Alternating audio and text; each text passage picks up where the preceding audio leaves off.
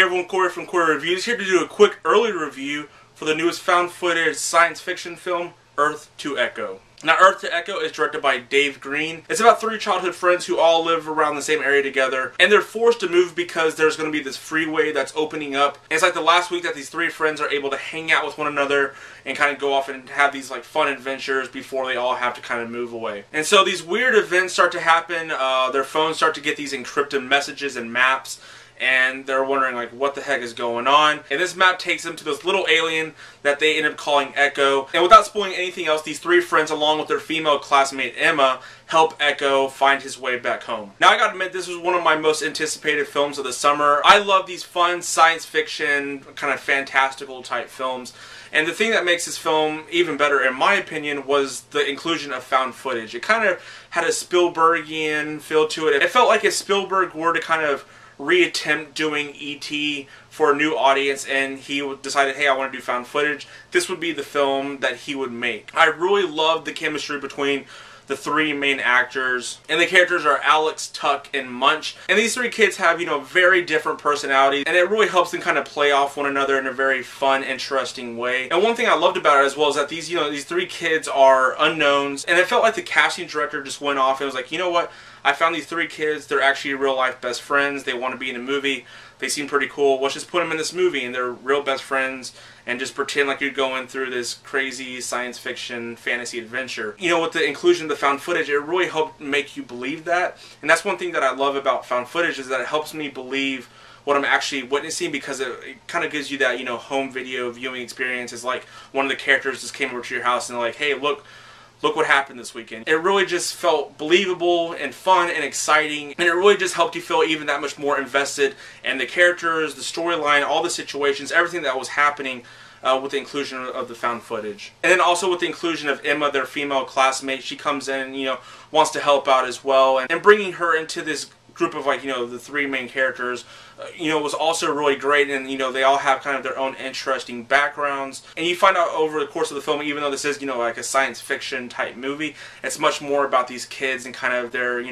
coming of age story. And of course, if you're going to do a science fiction movie, the special effects have to be outstanding, and they definitely were in this film. You can tell that this was a low budget movie, and you're kind of just baffled by when the action set pieces happen, like how were they able to pull off those special effects on probably such a minimal budget. See, some of them are in the trailer, but the ones that you don't see in the trailer, along with the stuff in the trailer, when the scenes kind of build up to that, all the special effects are really good. And of course, the main attraction is Echo, the little alien that they help.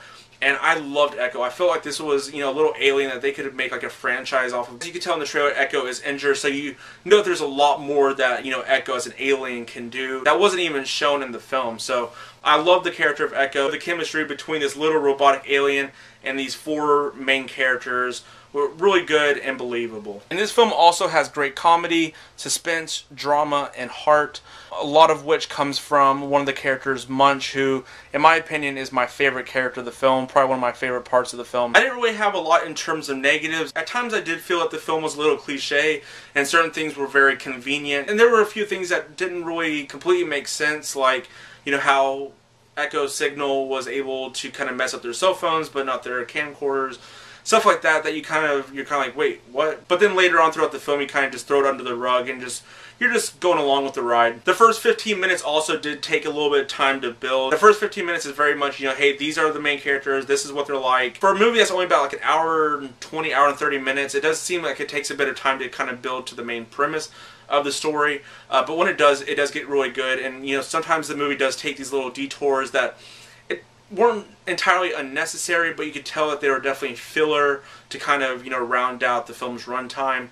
But when the film does kind of get back on track and find its groove, it's really, really good. I also would have liked to seen more of Echo just in general. You could tell that there was just so much more to that character, and I would have liked to seen a little bit more screen time of Echo. And because of that, I do wish that the film was a little bit longer to explore all the characters just a little bit more. Overall, I loved Earth to Echo. Like I said, this was one of my most anticipated films of the summer. It did not let down at all. Even with its few negatives, it's definitely not enough to warrant a low rating.